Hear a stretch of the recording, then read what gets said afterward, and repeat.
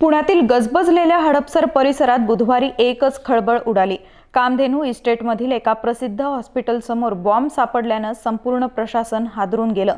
ही वस्तू बॉम्ब असल्याचा दाट संशय आल्याने तातडीने बॉम्ब शोधक आणि नाशक पथकाला पाचारण करण्यात आलं। 7 तासांचा टायमर लावलेली ही वस्तू जिवंत बॉम्बच होती असं लक्षात आलं। यानंतर पोलिसांनी परिसराची नाकेबंदी केली। खबरदारीचा उपाय म्हणून अग्निशमन दल आणि पोलिसांनी या वस्तूला सुरक्षितपणे एका मोकळ्या जागेत हलवलं आणि रात्री उशिरा हा बॉम्ब निकामी करण्यात यश आलं आहे। त्यामुळे मोठी हानी टळल्याचं मानलं जात आहे। विशेष म्हणजे नुकतंच महाराष्ट्र एटीएसनं राज्यभर मोठी कारवाई सुरू केली आहे। पाकिस्तानी गँगस्टर शहजाद भट्टी याच्याशी संबंधित असलेल्या संशयितांवर कारवाई केली जात आहे। पुण्यातील शिरूर, चाकण आणि वारजे परिसरात एटीएसनं छापे टाकून काही संशयितांना ताब्यात घेतलंय।